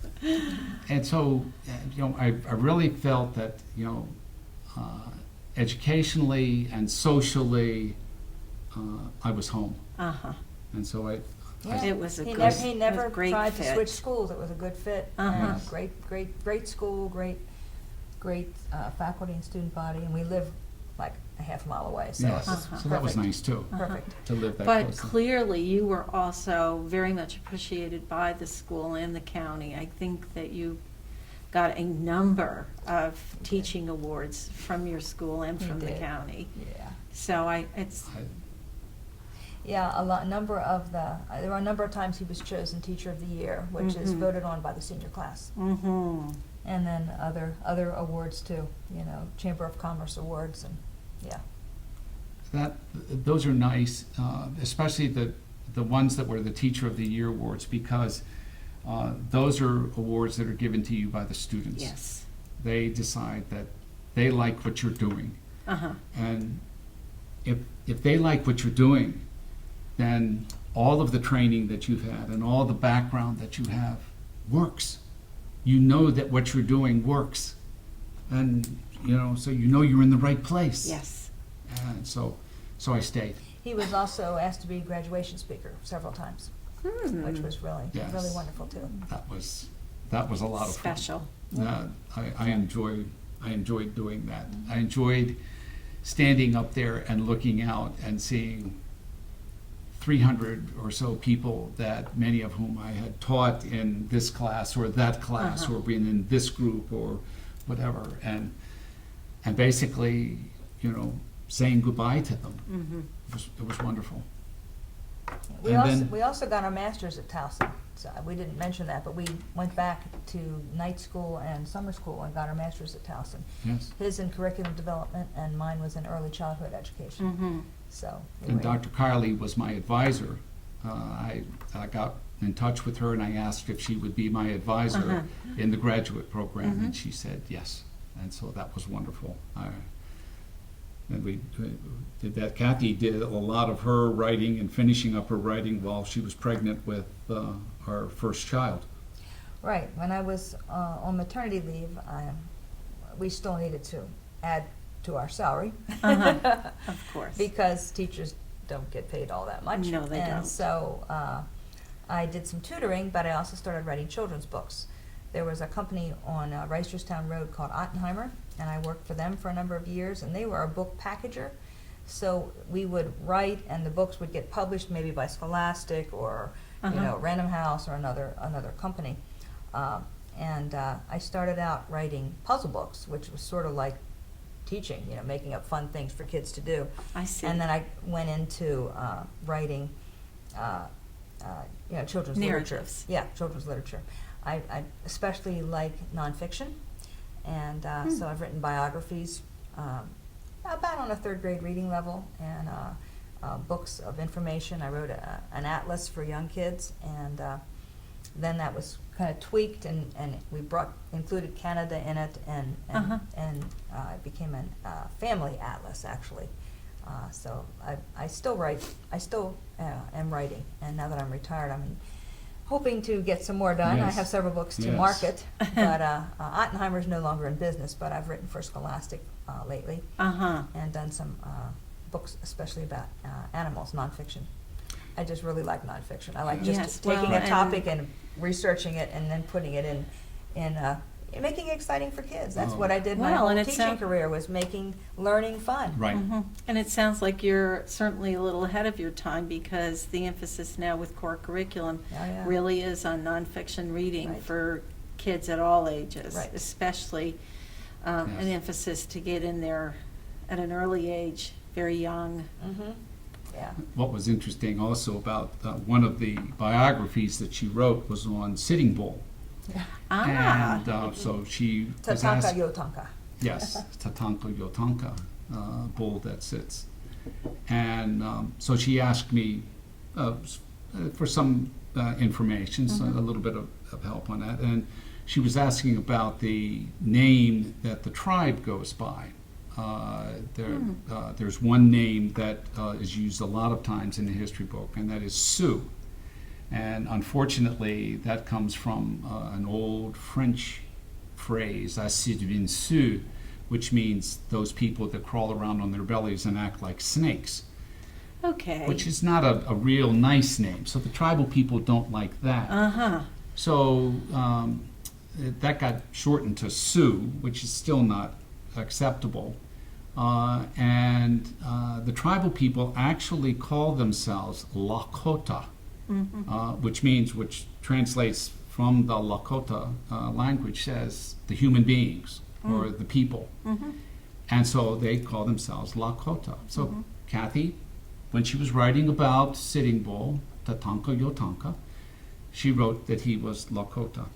Well, And the history books also said that. yes.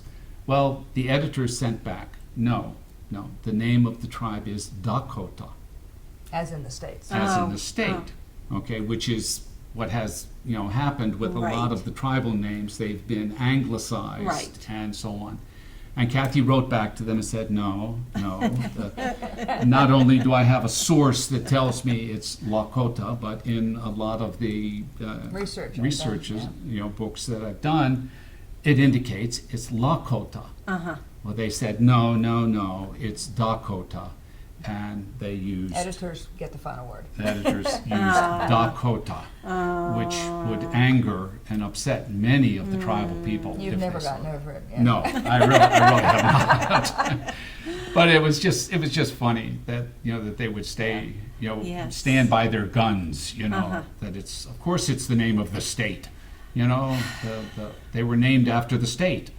So, but anyway, it was so exciting for me.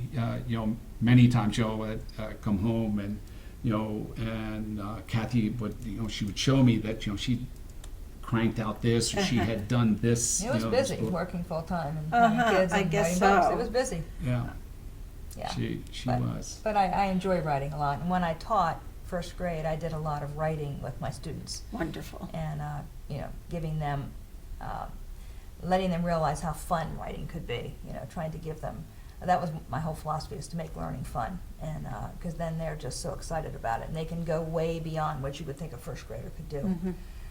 So that was really, Yes, and that was something that I tried to incorporate then also in my classes was Dr. Andrews, Dr. Herbert Andrews was one of my professors, and he made research exciting to me.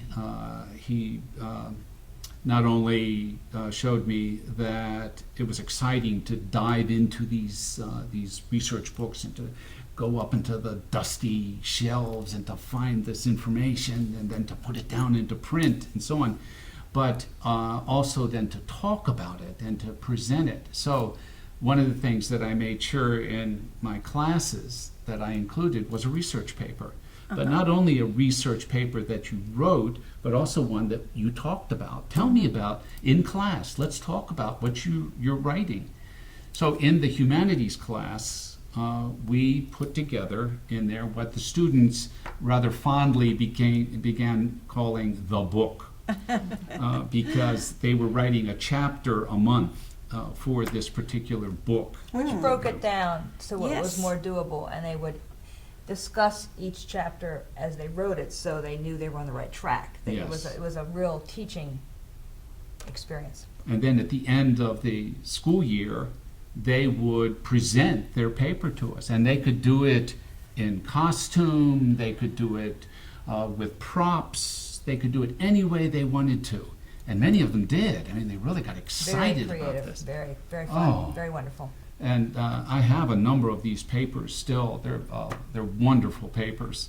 One of the students that wrote a paper for me is currently a full professor of economics at Harvard University, and he writes for The Economist. There you go. Another one is Suzanne Malveaux, who is a reporter for CNN. She covers the presidency. She came back to talk to history teachers in Howard County, sort of as a political person, Sure. and she cited two people that were her mentors, and Bruce was one of them. Mm. So So we've had the great pleasure to see students go on. yes, we have. Next week, I'm attending the graduation of one of my students, former student, who's the valedictorian of the graduating class at UMBC this year. And he's invited me to attend his graduation. Very nice. So- And what did he major in? He's majoring in international studies. He spent He was in Morocco for a while. yes, he spent a semester of study in Morocco. He wrote An original play an original about play Morocco. on his stay. It's Some of these kids are just unbelievable. yes. Really wonderful. The And my school was a feeder school for his school, which was nice. So I would teach kids and then kind of get to follow them along, and then he would teach Sure. a lot of them. So that was really another special bond. It is special. yes, Yeah. yes. So We we get kind to of see would them. connect like that. We also went to the prom together at his school. We went to like 20 proms, and Yes. we'd go there, and it'd be funny because the kids would see me and they'd go, "Mrs. Smith, Mr. Smith." They didn't always know. It was Well, no, Smith, 'cause you know. Smith, right. They didn't Right, always know that right. we were Right. a couple. Yeah. But it was it's nice to see what I remember. Dr. Kiley used to tell us to look for in our students, and that was that aha moment. Look for. You don't always get it. Many times you teach for an entire school year, and sometimes, depending upon the students that you have, you can go a full year without getting a single aha moment. I see in first grade there's lots of aha moments. Right. But sometimes, High school, they're more jaded. Right. They might not be making it apparent that they're right, they might not. having an No. aha moment. But sometimes when you get them in high school, it's really wonderful to see these, and that's what education is just so wonderful. I mean, it's been the 38 years that I taught, and I know the 30 years that Kathie was involved. That to see that light in in students' faces, and to We have a huge network of people we still keep in touch with. I'm We sure. joined Facebook to keep up with our former students. Yes, we And did. it's really great fun to see what they're doing and what they're up to. And, Absolutely. Yes, so and to we're- see we're what blessed they're like doing, that. what they're doing now with their children. Yeah. You know. And it's such an affirmation of what you chose to do. Oh, yeah. Oh, Yeah. It just continues to say, this was a good choice. Right. yes, people asked me about teaching years and years ago, and they said, "Well, why did you choose teaching?" And I said, "Well, teaching is a calling. I felt called to be a teacher, and I've never felt that it was a job. And when I do feel that it becomes a job, I'll quit." Mm-hmm. So it never became a job, and I just kept going until 38 years. And Uh-huh.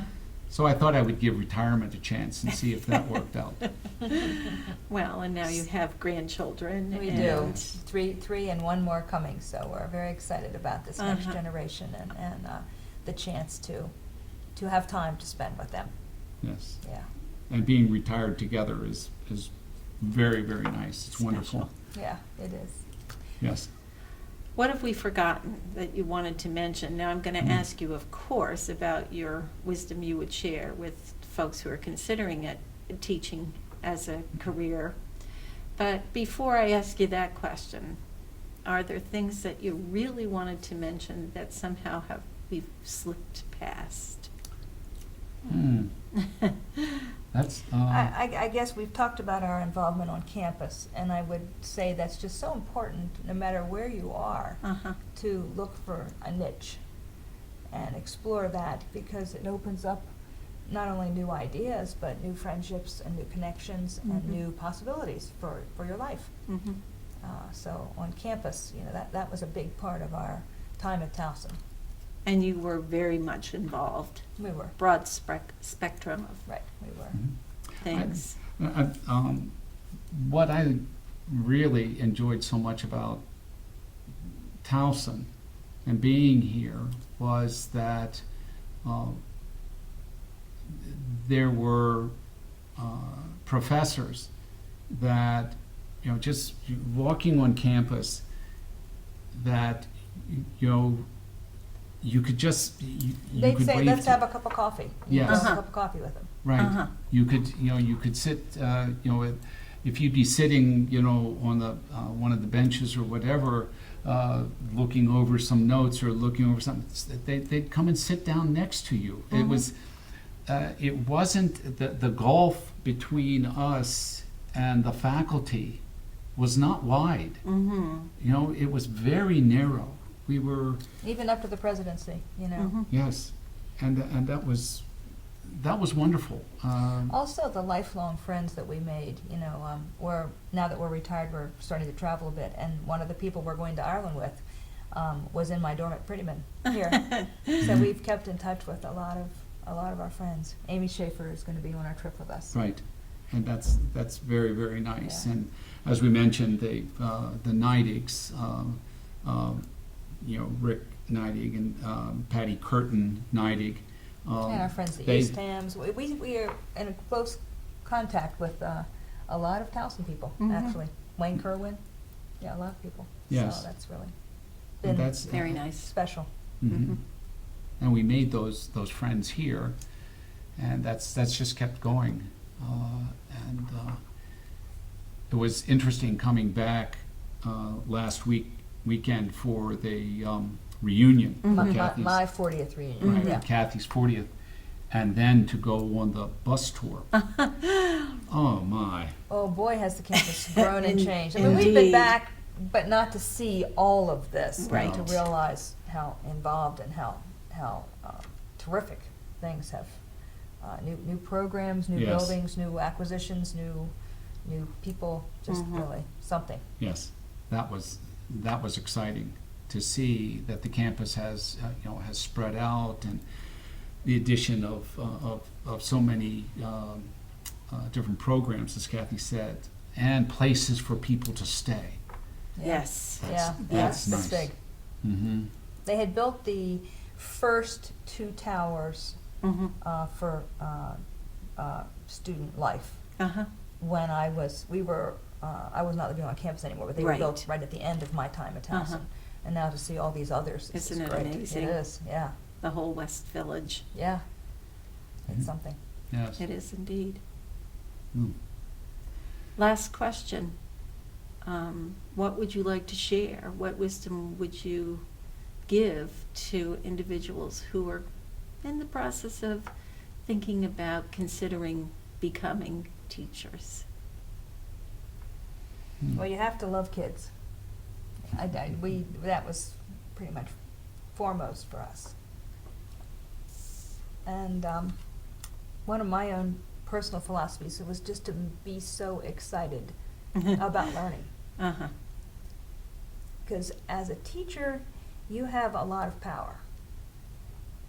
And you can use it wisely. And making kids excited about learning, no matter what it is, you can almost make anything exciting. And just trying to integrate subjects, and for example, when the cicada invasion came a few years ago, Uh-huh. and it's due back this year. Uh-huh. My team, I had a great team that I taught with, and I happened to be team leader at the time, but we had a great group of people, and we made T-shirts with cicadas on them. I wrote a poem about cicadas. We did a cicada rap. We studied insects. The kids all brought them into school in Uh-huh. baggies, and we kind of dissected them as first graders can. Uh-huh. And made a whole. We wrote about them. We drew them. We labeled them like a scientist would, and just taking something like that, and you can across the curriculum turn it into a really meaningful learning experience. I'd say you have to be prepared to work hard. We worked very long hours, Uh-huh. our whole career. Lots and lots of late nights grading papers. Mm-hmm. But, so you've got to love what you're doing and feel that it's, like Bruce said, feel that it's a calling to really help prepare the next generation and to be able to enter their world and share bits of yourself with them as they share themselves with you, and make it fun and enjoy it.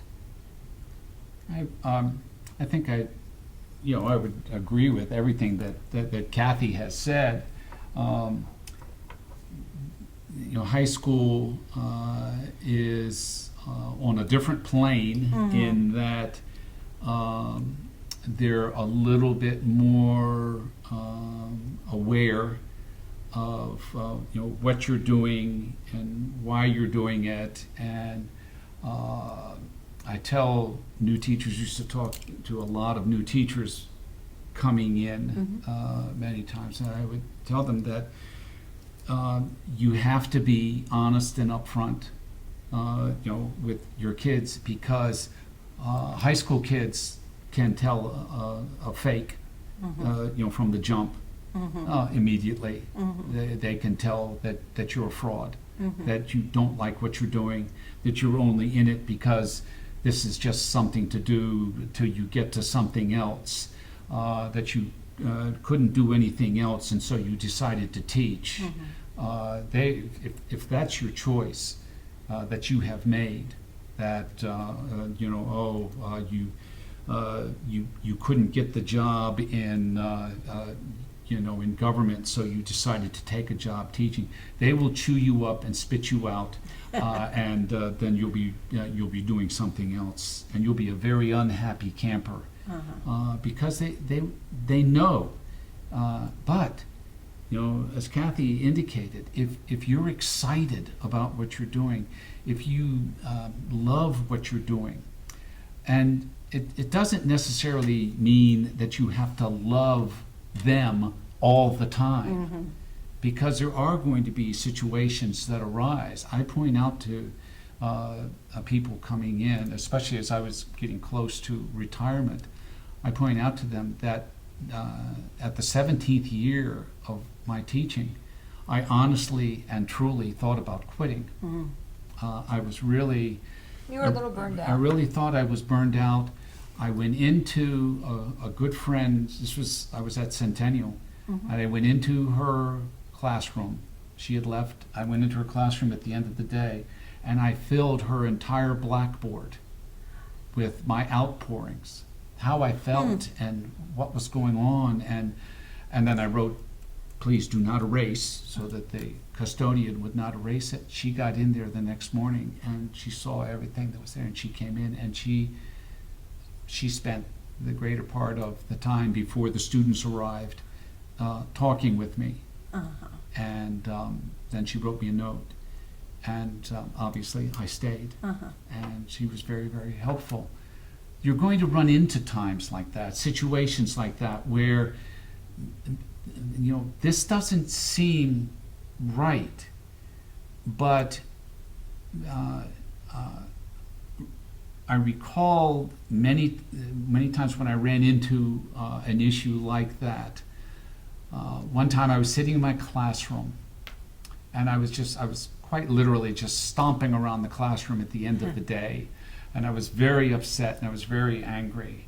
I had taken my students down to the media center, and somebody had done something. They had flipped the cards in the card catalog or some nonsense like that, and I was very upset with the kids that had done that.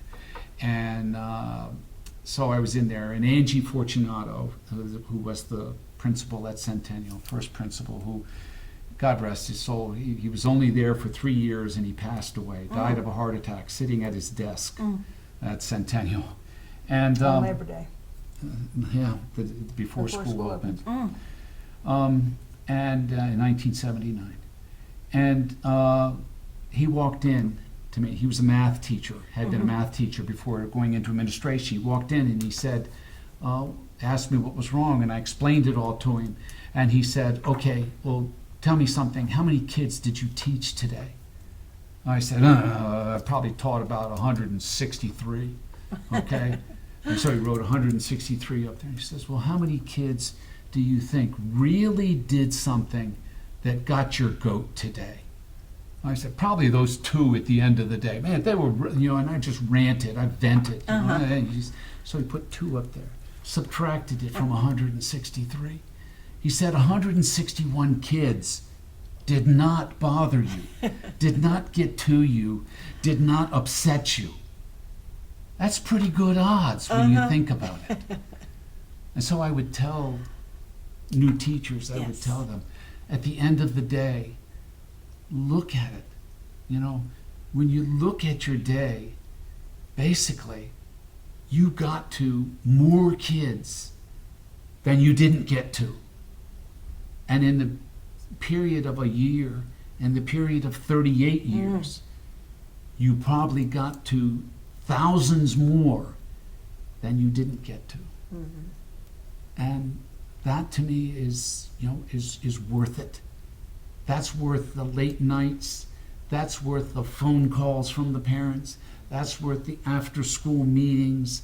That's worth everything else you have to go through to know that you were able to get to that many people in that period of time. And that's what it's all about. That's the calling.